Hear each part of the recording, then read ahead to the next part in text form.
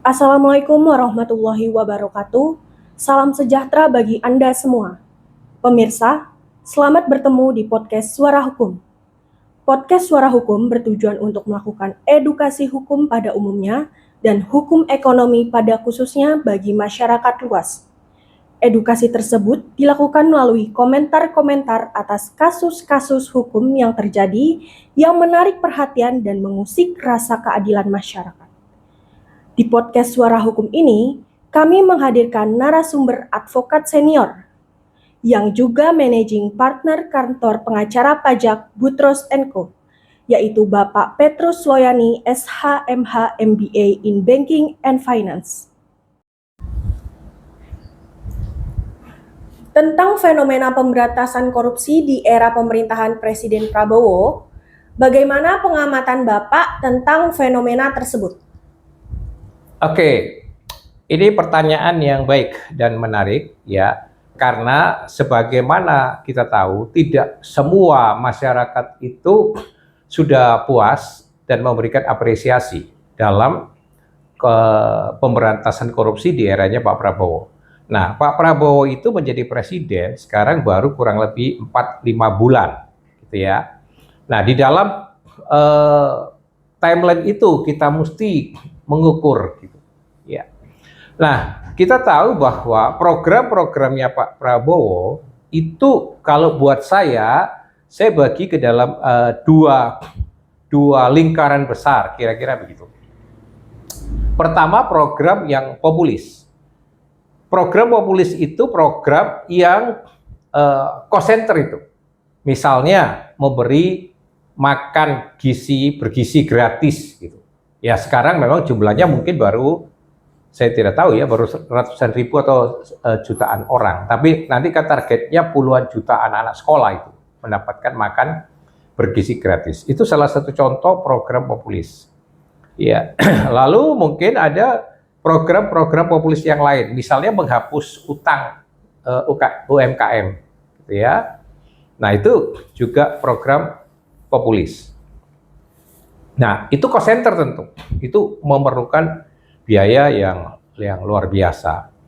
Tapi juga beliau punya program-program yang berorientasi kepada profit center tuh, yaitu karena ambisi beliau ingin meningkatkan pertumbuhan ekonomi Indonesia menjadi 8%.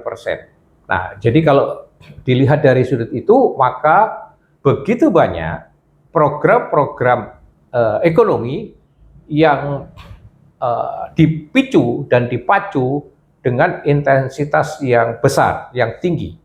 Ya.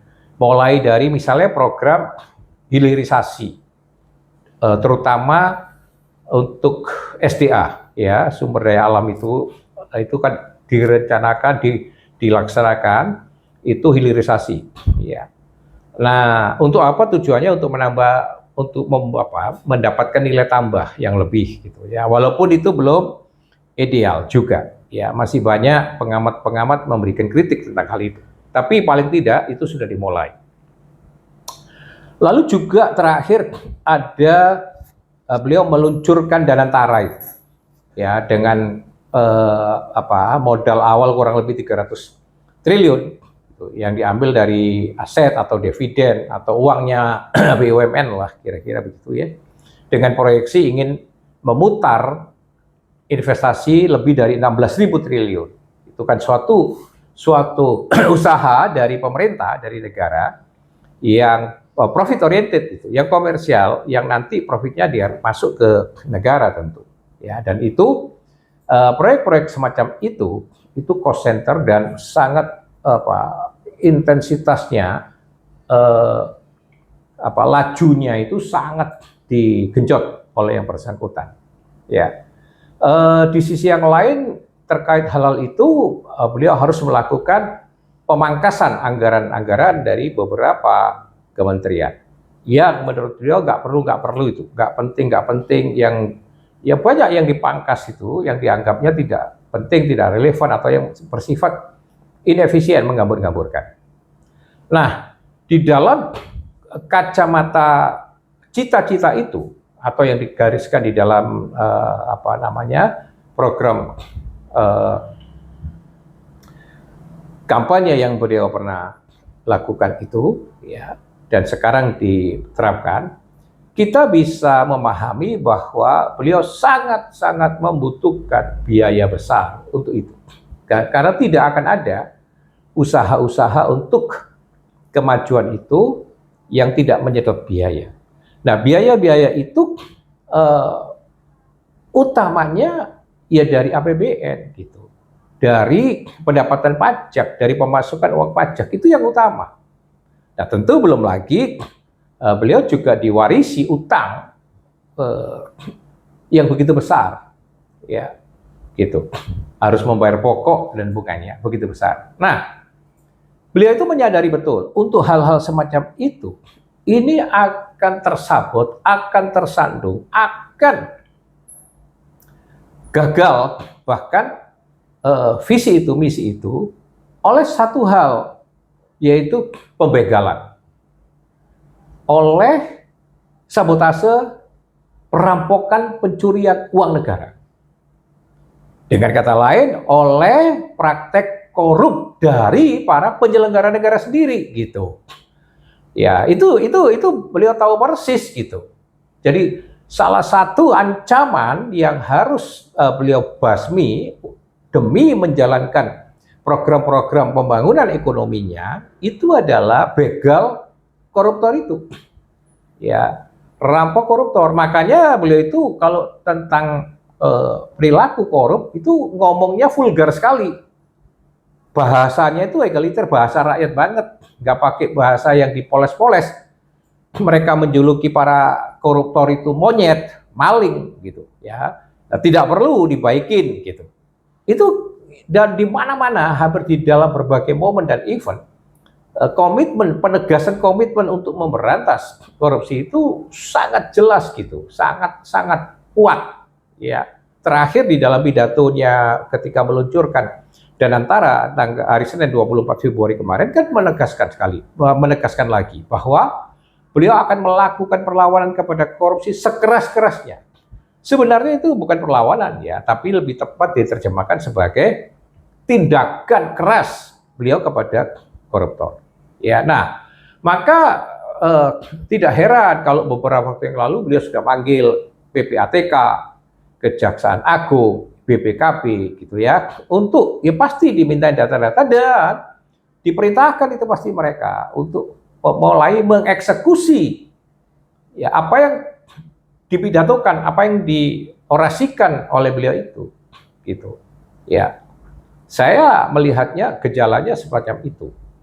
Oleh sebab itu kita melihat beberapa fenomena, misalnya lingkungan Direktorat Jenderal Kementerian SDM sudah digeledah oleh Kejaksaan Agung. Lalu Direktur Jenderal Anggaran Kementerian Keuangan juga sudah ditangkap oleh Kejaksaan Agung. Lalu terakhir Pertamina, ada 7 orang di lingkungan Pertamina, ya, dijadikan tersangka dan ditahan oleh Kejaksaan Agung, ya. Termasuk salah satunya adalah anak dari Risa Khalid atau Khalid Risa itu, ya, Raja Minyak yang dulu kayaknya lolos itu ketika ada kasus Papa Minta Saham, ya, itu kantornya juga udah digeledah oleh Kejaksaan Agung. Lalu salah satu mantan pejabat dari Dirjen Pajak, Direktur Jenderal Pajak, Muhammad Hanif, itu juga sudah dicekal, udah dijadikan tersangka itu oleh KPK, ya. Nah, itu beberapa fenomena kita melihat intensitas dari program pemberantasan korupsi oleh Pak Prabowo itu keras. Kenapa? Ya karena tadi bahwa beliau menyadari betul itu korupsi ini ancaman pembegalan, sabotase dari program-program beliau, gitu. Dulu, di zaman dulu saja, di zaman Hayanda Pak Prabowo, Profesor Sumitro, saya ingat persis itu ketika itu saya masih mahasiswa awal, sudah diberitahukan bahwa kebocoran APBN itu 30%, gitu. Dan itu sampai sekarang berlangsung. Bayangkan kalau 30% anggaran negara, uang negara itu bocor, yang dalam bahasanya Pak Prabowo diambil oleh maling, gitu, oleh monyet-monyet itu. Nah, itu kita bisa membayangkan program-program Pak Prabowo pasti nggak bisa terwujud dengan baik gitu loh. Ya. Nah, yang kita mau dorong lagi adalah coba itu masih ada kasus-kasus yang ngendon di Kementerian Keuangan misalnya yang pernah dibongkar oleh Pak Mahfud dan oleh PPATK itu. Yang kasus TPPU itu yang melibatkan ratusan pejabat Kementerian Keuangan dan melibatkan lebih dari waktu itu 340 triliun. Ya, kemudian terakhir katanya diakui yang real ada tersisa itu sekitar, kalau seingat saya sekitar 280 triliun atau berapa itu. Ya, itu kan belum terungkap sampai sekarang. Nah, Dirjen Anggaran itu bisa ketangkep terkait kasusnya Jiwasraya gitu. Nah, kenapa yang ini belum terungkap? Ya, itu melibatkan dua dirjen di lingkungan Direktorat Jenderal Bea Cukai dan di lingkungan Direktorat Jenderal Pajak gitu. Kenapa itu belum terungkap? Nah, Kak Prabowo kan menekankan bahwa di zaman beliau dipastikan tidak ada yang kebal hukum gitu. Dan para aparat penegak hukum sudah diwanti-wanti tegakkan hukum tanpa pandang bulu gitu. Artinya beliau sangat menyadari bahwa prinsip persamaan di muka hukum itu harus dijalankan dalam rangka penegakan hukum terhadap tindak pidana korupsi itu. Ya, jadi harapan kita sebagai rakyat itu aparat penegak hukum betul-betul menerjemahkan, melaksanakan, mengeksekusi perintah Pak Prabowo itu ya tanpa pandang bulu dan tanpa tedeng aling-aling, tanpa tebang pilih, tanpa diskriminasi, betul-betul berpegang teguh pada prinsip persamaan di muka hukum gitu. Jangan ada pilih-pilih, tebang pilih dan sebagainya. Termasuk KPK gitu kan. Kan konon itu ada jaksa agung muda bidang tindak pidana itu, ya kan? Pak Febri siapa? Itu kan sekarang sudah mulai tidak ditampilkan oleh jaksa agung dalam konteks penanganan kasus-kasus perkara yang karena konon kan sudah dilaporkan ke KPK. Nah, itu KPK bagaimana ceritanya? Iya kan? Jadi pemberantasan penegakan hukum untuk memberantas korupsi itu harus seperti pedang bermata dua, harus dua arah. Ke dalam itu harus membersihkan aparat penegak hukum sendiri. Jadi aparat penegak hukum sendiri, saya mengharapkan ya, kita rakyat mengharapkan Pak Presiden itu juga keras kepada aparat penegak hukum gitu.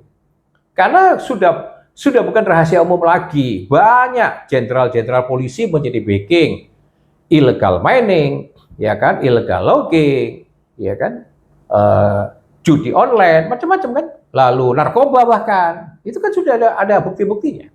Begitu juga oknum-oknum atau pejabat-pejabat kejaksaan, ya kan, sudah banyak itu datanya gitu loh.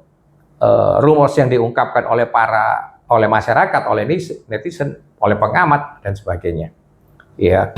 Nah, diharapkan ya Presiden mendorong agar seluruh aparat penegak hukum itu berani membersihkan dirinya sendiri dulu. Ya.